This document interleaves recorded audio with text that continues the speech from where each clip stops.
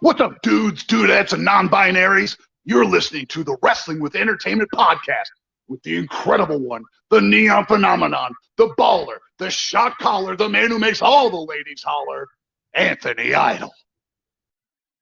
Let's say it was a big week in wrestling, is to say the least. So let's get into it. We're wrestling with Impact Wrestling Slammiversary. It was last Saturday, and unfortunately we didn't get to do a preview of this, so we're kind of going in cold. But let's get into the matches. We got Rosemary and Jessica Havoc, defeated the Knockout Tag Team Champions, Fire and Flavor, Kiera Hogan and Tasha Steelz, to become the new champions. It kind of seems like they're playing hot potato with those tag team titles with Fire and Flavor. No, Kaliko?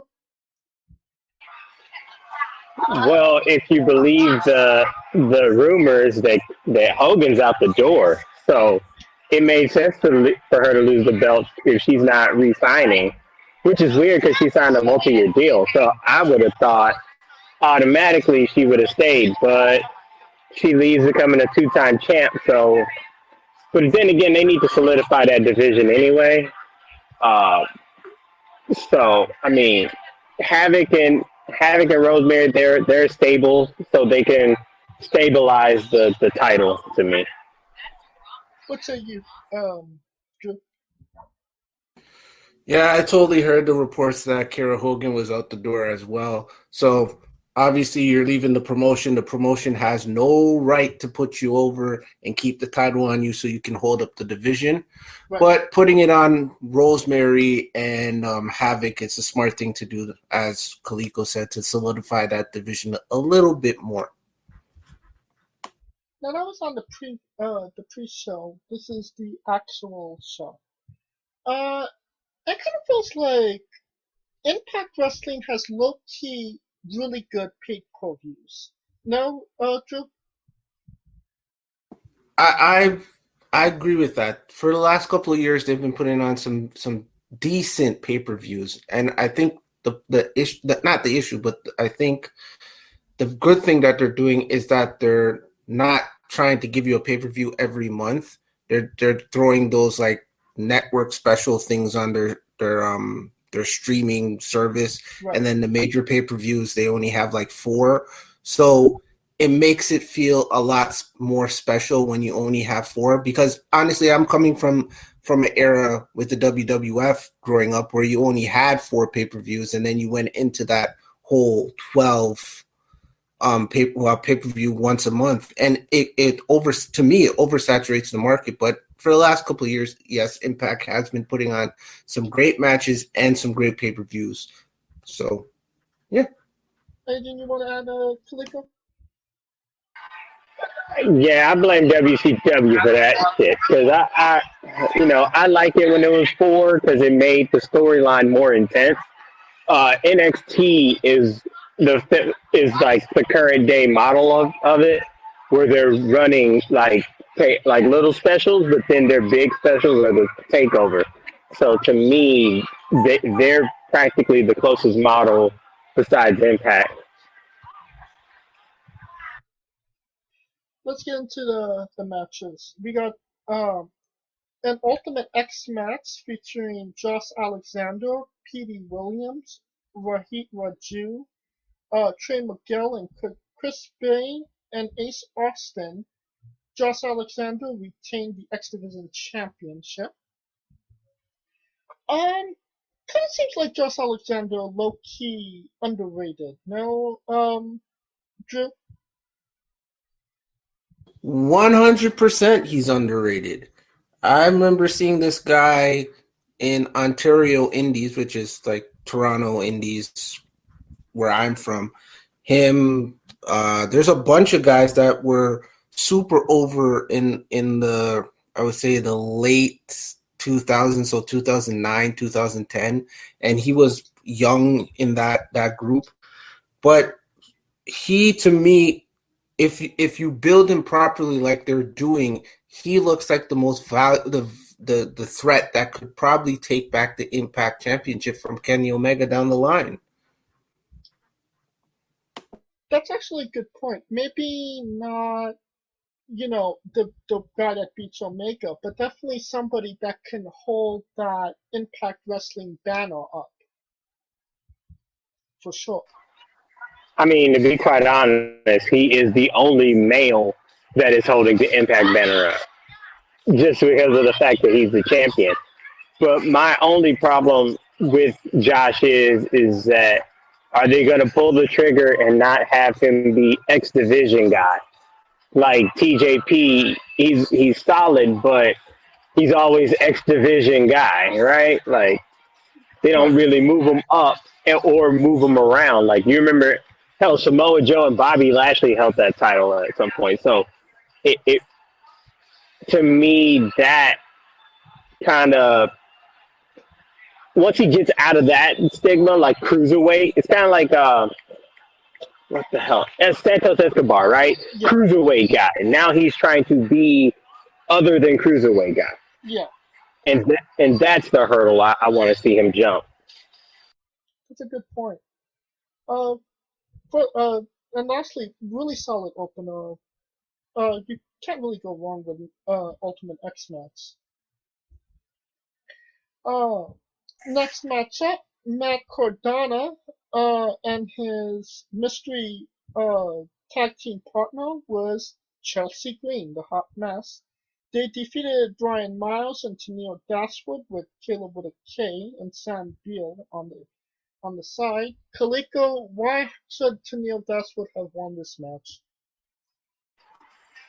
I kind of knew they weren't. Once Chelsea came out, it was the most awkward thing I've ever seen to me, because Matt Cardona dated Tennille, broke up with Tennille, and went with Chelsea, and it married Chelsea. So it's like, when she came out, I was like, this ain't gonna end good. Usually, you know me, I ride Tennille till the wheels fall off.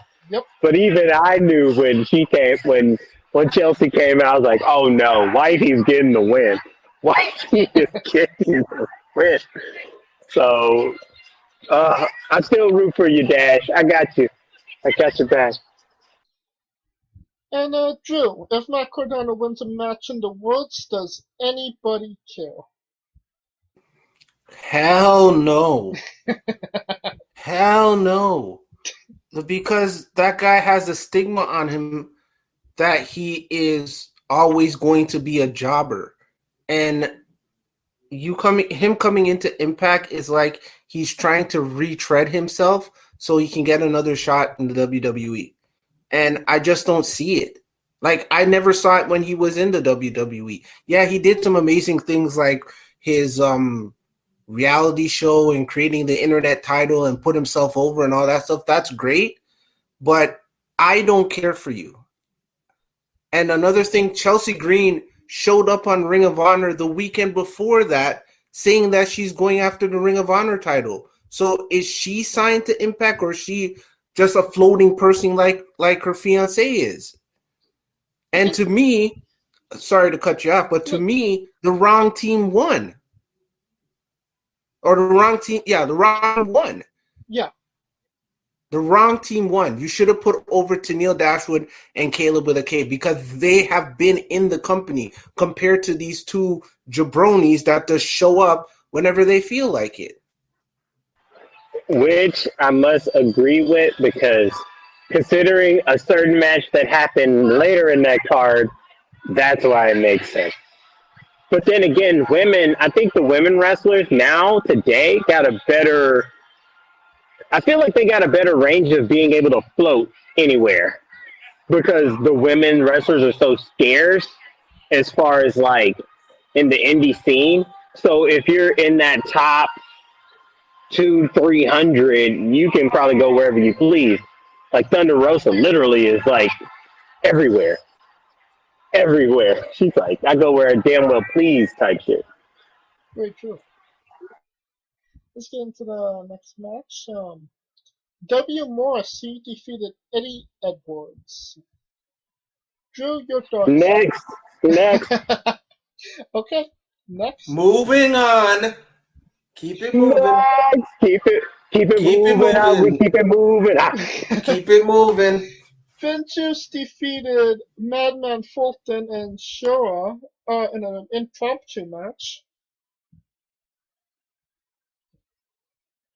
And Keep it moving. Yeah, we keep it moving. Crickets go wild. Chris Sabin defeated Moose. Interesting. You think you think that this is kind of because Moose is maybe on his way out? Because there's been speculation about that for quite some time now. No, he resigned. Oh, he So resigned? that's why I said it's interesting. Because in my mind, the one person that should have been the person to beat Omega was Moose. Because Moose is the most credible. It made sense, because especially in the sense of it could have been like him beating Omega could have continued the storyline between him and Swan. Because to me, that was a triangle in itself. But they went away from the triangle. But what do I know? What say you, Drew? With Moose, the character, it's too much start and stop with him. He should have been champion 3 years ago. He should have been champion 2 years ago. He should have been champion 1 year ago. He should have been champion when he faced Kenny Omega a few weeks ago. It's like now, as a viewer, I don't really care for Moose anymore, because you have like jobbed him out so much that his credibility as a big man, athletic, has a great look, decent on the mic, there is like his credibility is completely gone. And now making him lose to Chris Sabin, what was the point of him feuding with EC3, beating EC3 to a bloody pulp, and saying, now I got my edge back, to go job to Chris Sabin? Come on, man. That's actually a really good point there. Former Atlanta Falcon. I like him. But damn it, they're like hot and cold with him. It's either you're doing something with him or you're relegating him and he's a jobber. One of the two. It's either he's your franchise guy or he's not. That's it. There's no more, like, there's too much hot coal with him. It's like you get behind him as a babyface and everybody was doing the Moose chants and you could have pulled the trigger when he faced Austin Aries in Toronto. Don't do it. Then you turn him heel. He does amazing work with pretty much putting prestige on the TNA belt. And what do they do with that? Job him out. Then he goes after the Impact belt. Job him out once. Job him out twice. Now I don't care. It's like he should have left. He should have never resigned, because it feels like the company does not have faith in him. You think it's more of an internal rather than an external problem with Moose that maybe we're not seeing, that Impact obviously can see? It would have to be internal, right? Because and you know what? He hit on to something. Drew hit on to something. Who the hell is the franchise wrestler in Impact Wrestling?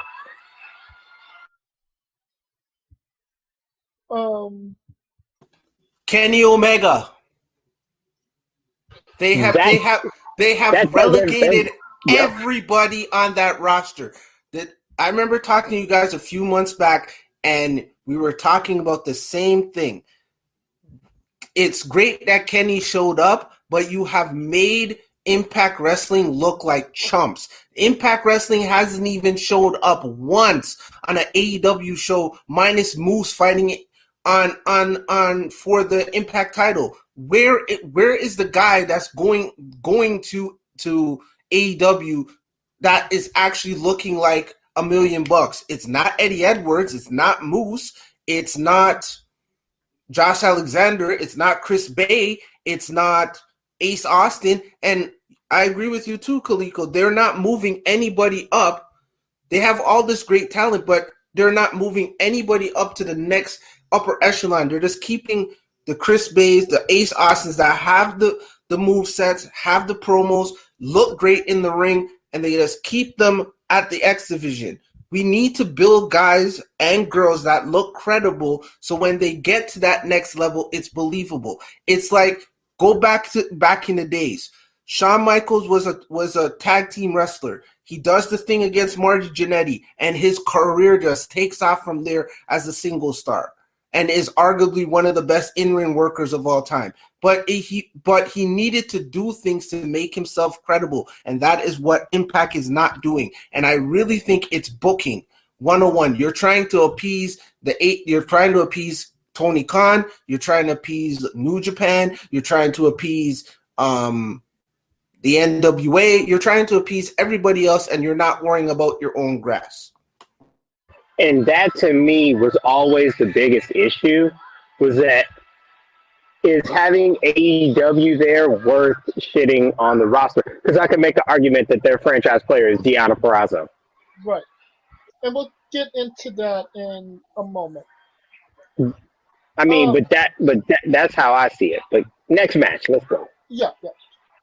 Now we got the Good Brothers defeating Violent by Design, Rich Swann and Willie Mack, and Fala Baja and No Way, formerly Jose, to become the new Impact Tag Team Champions. Again. Yeah, 2 times. Back to normal. That's what it looks like. Next match, back to normal. So everything's going back to what it was. So basically, Impact's having no spines. Next. Oh, wait, there's 2 things I want to cover on this. We got No Way Jose back in Impact. Well, he was never in Impact, but he's back on TV. Big Bastard, somebody that they could maybe go with. Do you see No Way doing something in Impact, Felico? Based on how they book, no.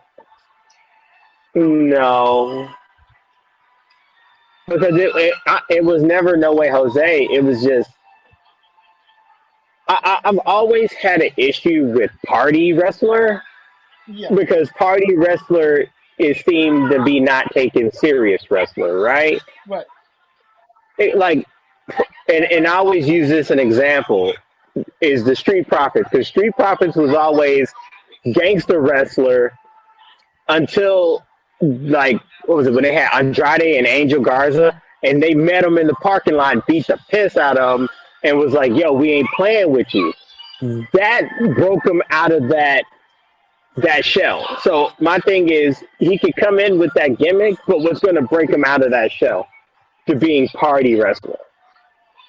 Anything you want to comment, Drew? I agree with what Kaliko's saying 100%. And there is a space for comedic wrestling. There is. But No Way should have came in a different way. He shouldn't have came in this way.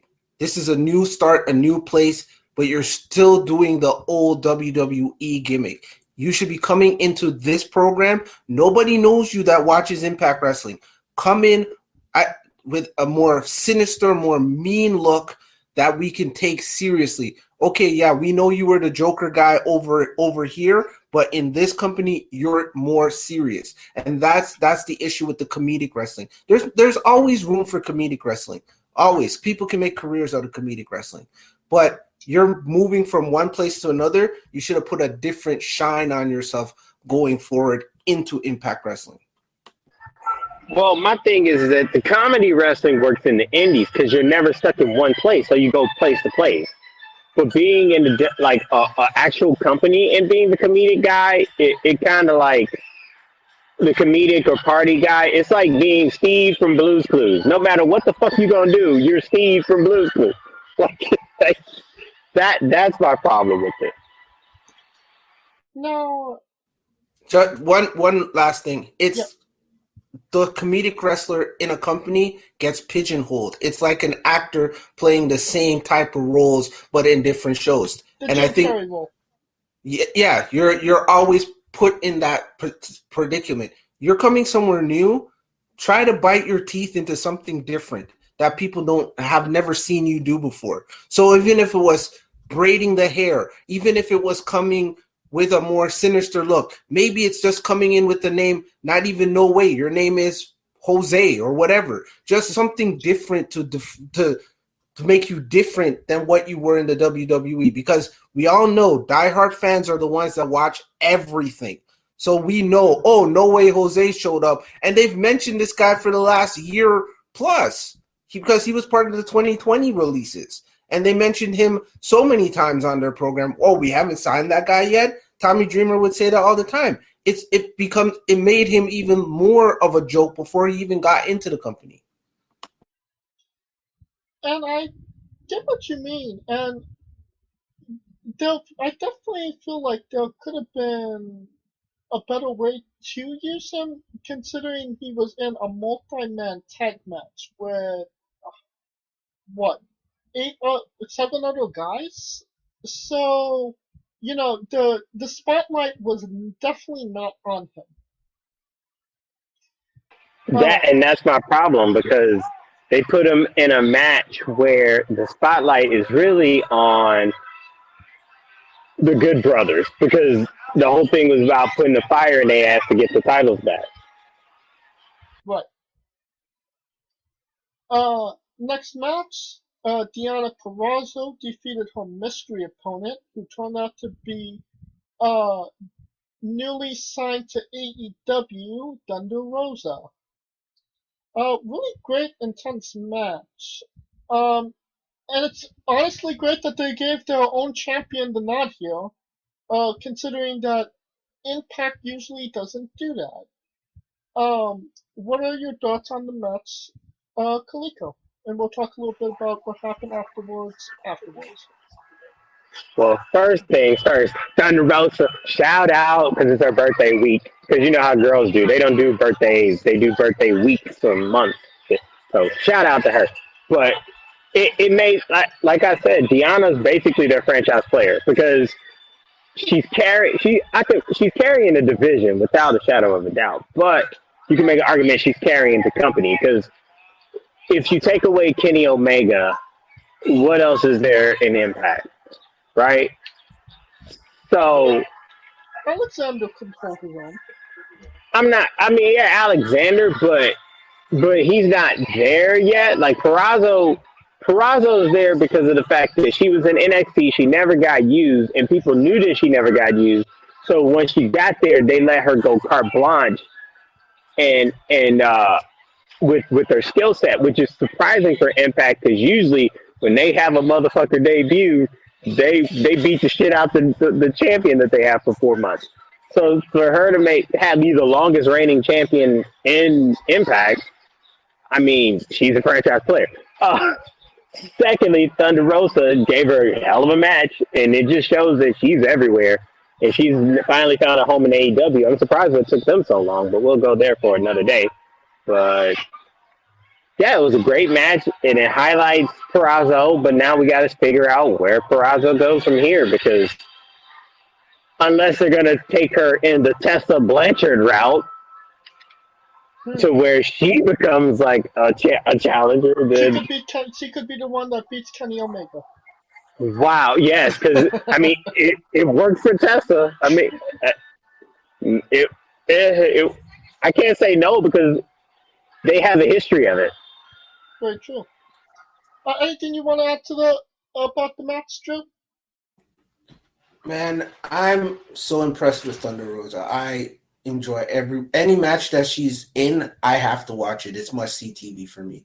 And I agree with you guys that Deonna Purrazzo is their franchise player, because they have made the men look so weak on this program. No spine, no backbone. This is your promotion. The only person that actually sounded like they were fighting for Impact was Sami Callihan going into this pay-per-view.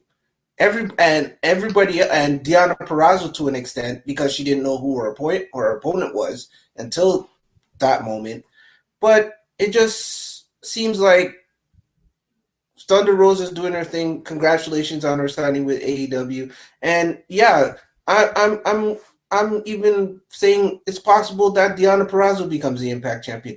At this point, it's like, who even cares about that title anymore? Like, Kenny can keep it, and you can make another Impact title. Who cares? Like, it's just irrelevant now. And Thunder Rosa is signing with AEW. I mean, she's been with AEW for quite some time since the pandemic started. Is this a major loss for NWA to lose basically their franchise player? Because it was Thunder Rosa and Nick Aldis was the most associated with that company. Rico.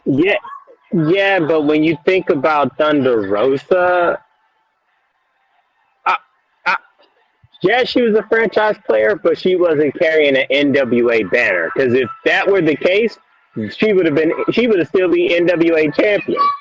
Nigga, Aldis had it forever. So that's my point. So to me, I think she took NWA as a platform and springboarded herself everywhere and became like she's literally like the journeywoman of wrestling right now. I wouldn't be surprised if she should be number one next year on women's PWI because that girl has been all over the place. And to me, she's wrestled for NWA titles, Impact title, freaking AEW's title. I'm surprised she didn't do ROH and NXT. But she chose AEW because they gave her the free will to do what she does as far as her wrestling career, and a lot of the ladies from her Mission Pro Wrestling is getting shine on AEW. So it kind of helps.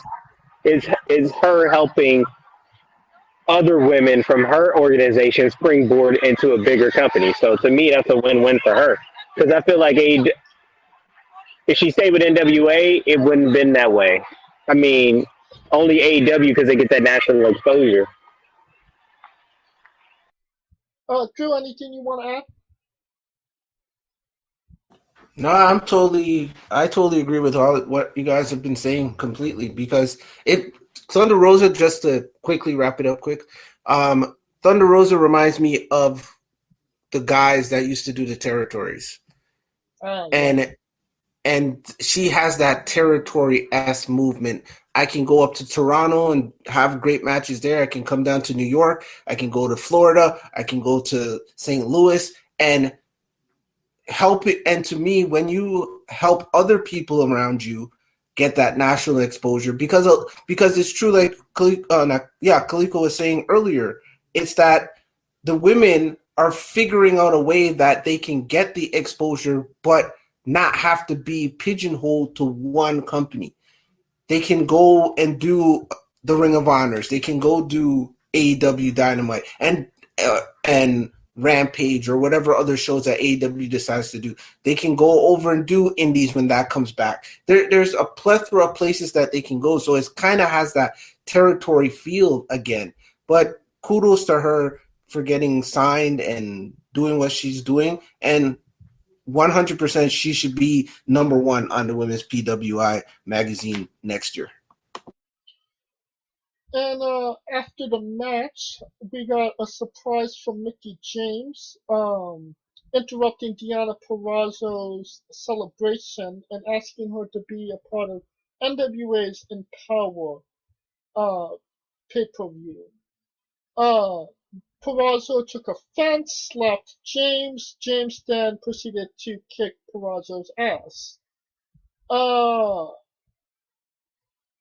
maybe the greatest thing to do to your champion, but I think that this is leading to a match at the NWA pay-per-view, so smart way to go, Kaliko?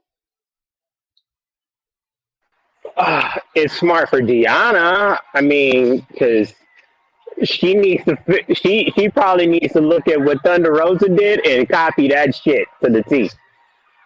Maybe even better. I mean, it feels like everybody is giving Mickie James, and don't get me wrong. She does deserve her flowers. She is, she is great at what she does. But it seems like the flowers aren't enough for Mickey James. It feels like she wants the chocolate, the cards, the giant teddy bear, and anything else everybody is willing to give her. And it seems like because she has that WWE name value, they are giving her that so she could come on their shows. Is this just my opinion, or do you agree, Kaliko, Drew? I agree, but I'm going to take it a step further. I think all of this is stemming from that stupid garbage situation. Yes. And to be honest with you, to me, WWE rectified it the best way they could by getting rid of the person that did it, all of that. But now she is, as we would say in Jamaican patois, she is overdoing it. It's too much now because it's not only that you got the NWA pay-per-view that you're doing, that you're the executive producer on, then you're coming into other people's promotion trying to poach their females to be on this show. It's like, what else more do you need? You said it best, James. She got her flowers, but she wants the chocolate, the giant teddy bear, the engagement ring, the limo. She wants everything. And it's becoming, to me, after what happened on Slammiversary, it's pathetic. Like, if you already put out there, you are looking for the best of the best females to be a part of this show. So that means those females should be coming to you because you are the booker of that show and saying, yeah, I want to be a part of it. And then you can announce Deonna Purrazzo is going to be on Empowered. And Allison Kay is going to be on there. And Chelsea Green's going to be on there. And the Iconics are going to... It should be them coming to you, not you coming to them to beg them to be a part of the show. It is too much. And again, Impact is doing it again. You're making your champion look weak by having an outsider kick them upside the head.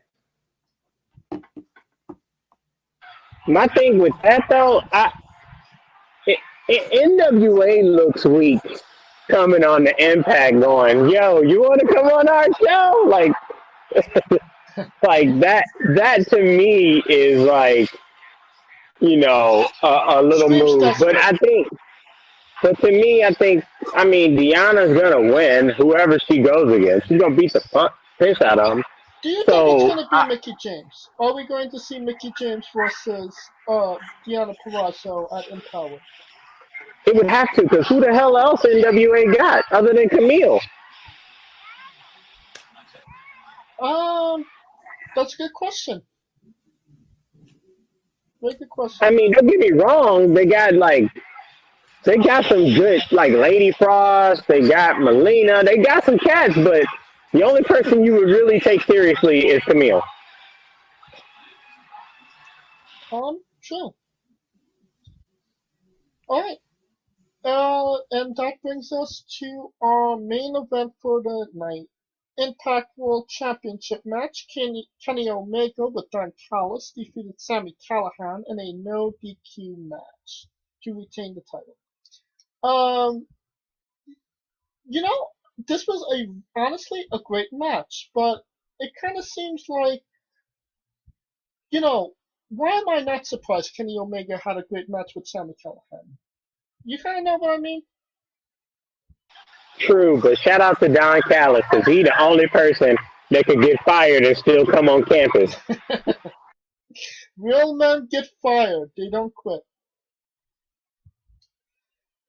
Drew, your thoughts on the match? And It was a great match. I'll give it that. Kenny Omega doesn't have many bad matches. I don't think I've seen a bad match from Kenny Omega in the last couple of years.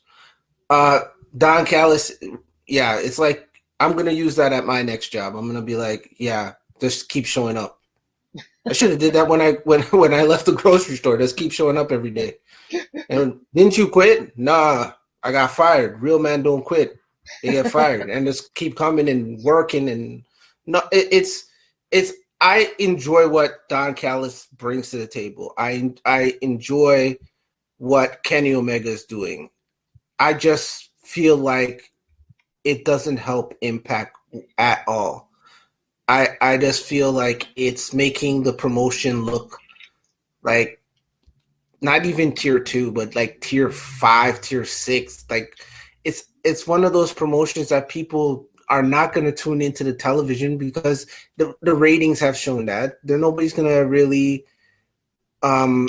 they watch more or less the clips that they put up on YouTube. It's like this would be the perfect time for Impact to just say, okay, nobody can take the belt off of Kenny, or you find a way to do so. Like in for instance, even at All In, have somebody from Impact show up in his championship match, and he got pinned by whoever in AEW to lose the AEW title, and then all of a sudden somebody from Impact shows up with an Impact referee and 1, 2, 3, and they get back their Impact title. Something. It's just like too many guys go up against him. They have all this fire and brimstone in them ready to go like Sami Callihan did, and it's like it falls flat after.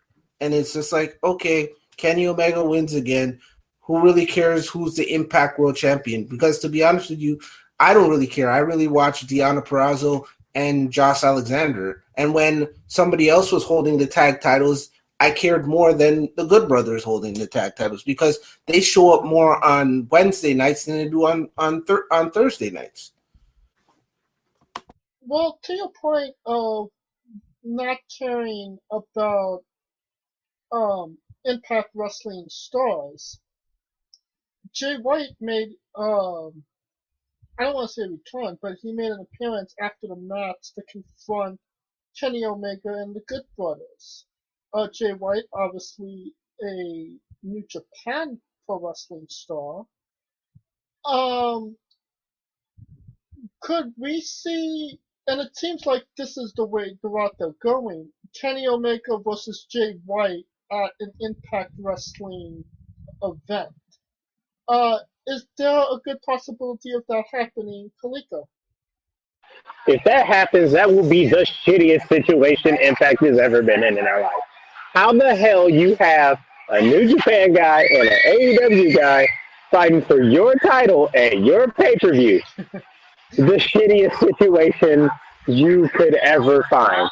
Y'all better find Willie Mack, Rich Swann, anybody. Because if that happens, I'm done with Impact. Because that basically just said, fuck it. Anybody could come in. I'm surprised somebody from Superstar Bill Dundee better come in that bitch and start fucking challenging for the title. You know what I'm saying?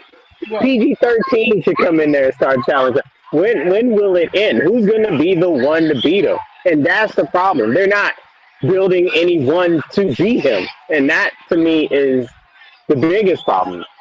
And then you let everyone else get a shot at the title, not the people who are in your ranking system or wherever the hell you got. That would be bad. Bad. Real bad. Michael Jackson bad. Magic Johnson with HIV bad. Bad. Just bad. Well, I kind of made up that scenario quite some time ago on the show, that Impact Wrestling could have, because they're using all these people, have those dream matches that we can't see, on an AEW or New Japan show, because they're not really, well, they're talking now, but at that time they wasn't. And kind of have those dream matches under their banner. But it's not their wrestlers. I mean, Jay White already fought Kenny and beat Kenny. It's at New Japan, so it's not like it ain't nothing new. It's just new because it's under Impact. But that would mean Impact wrestlers ain't shit or ain't worthy enough to main event for their own company's title, which to me would be horrible. Drew, does having a Kenny Omega versus Jay White match on Impact TV make Impact more, I don't want to say valuable, but more, will get them exposure that their own guys can't get them. No. Like Kaliko said, we've already seen Jay White versus Kenny Omega. You have to build your own stars. So when that person beats Kenny Omega, it's like the Undertaker streak. Did Brock Lesnar really need to be the one to beat the streak? Not really, but we understood when it happened.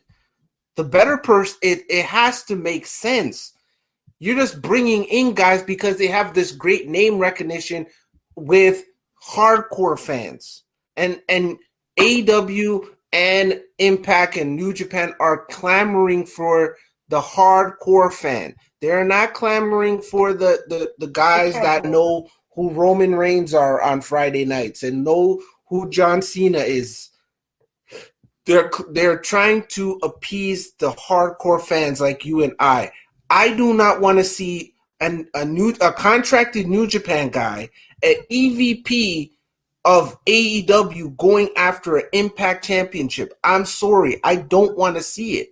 I want to tune into Impact where they're gonna give me Chris Bay is going up against Ace Austin for the Impact Championship. Then I would tune in because it's two contracted Impact stars. When you're trying to tell me that means you're saying New Japan is better than us, AEW is better than us, and we're just here. We're just here. It now looks like you're turning Impact Wrestling into a developmental for New Japan and for AEW.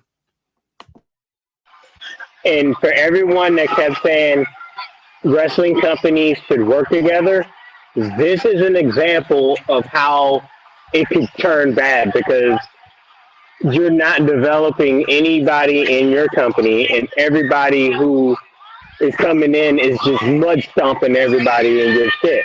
So there's no Impact is literally like on life support as far as like fighting for their company.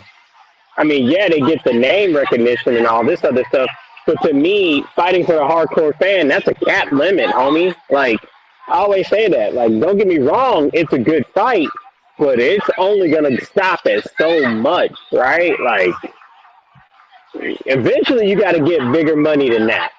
And that's why I always say, like, AEW and everybody else goes to the hardcore fans and say, fuck the stockholders. Meanwhile, WWE goes, fuck the fans, we want this paper. Because everybody keeps saying WWE ain't shit, but yet their quarterly numbers are like, yo. Like, you can say we suck, but this paper telling us otherwise. WWE was the most profitable during a pandemic. Yes. During a pandemic.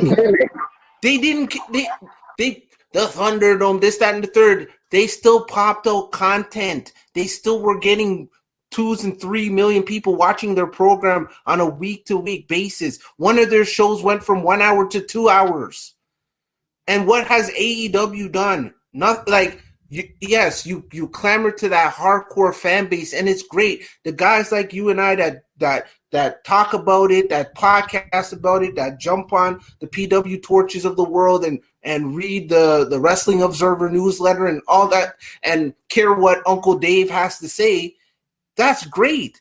But eventually that fan base burns out. You want to have a sustainable fan base, because I look at myself. I started watching this at 5. I will be 40 in November. So 35 years of my life, I have watched some semblance of professional wrestling. Do you really think the WWE cares if I stop watching? No, because they have advertising dollars, they got revenue, they got all of this. They weren't getting nobody in the stands, but all of a sudden they're making not all of a sudden, but they're making the best moves possible. They signed a big deal with Peacock. They got Mattel. They got clothing. They got this, that, and the third. Their business model is to be a business. They don't care if you don't like the way they book. They don't care. And every other promotion is trying to cater to us. And it's great and all, but eventually, like, remember the NWO? It was cool when it started, but what happened? It started to get watered down and get stupid, and then it burned out. And then they tried to bring it back, but nobody cared. That's what's gonna happen. This right now, wrestling's in a boom. But what's gonna happen is that if you don't do something to sustain it, it's gonna die out again. And then we're gonna be here saying we wish we had a secondary promotion, but the secondary promotion has to get that fan base that doesn't watch TNT on a Wednesday night unless there's basketball. You got to get those guys and girls to watch the program, not just us. You're absolutely right about that. Yep, and I said the biggest problem for AEW was when they had NBA inside the NBA and they couldn't keep that audience. Because to me, inside the NBA is literally probably the biggest sports show on the planet. And if you can't sustain the people from there, it's a wrap, homie. Let's get back to Impact Wrestling. The pay preview as a whole, thumbs up, thumbs down, thumbs in the middle, Coleco. I give it a thumbs up because the matches were solid. It was just the booking was shit. So there you go. And that's not on the wrestlers. I never blame the wrestlers for it. Joe? Same, thumbs up. Matches were great, but it's the booking. And I always blame the booker. I never blame the guys that are in the squared circle. I am in the thumbs up as well. That'll conclude our coverage of Slammiversary. And now a quick word from our sponsors. Hey folks, this is the Colossal Mike Law, and you are listening to Wrestling with Entertainment. Enjoy the show, support these guys. We appreciate it very much. We'll see you at ringside.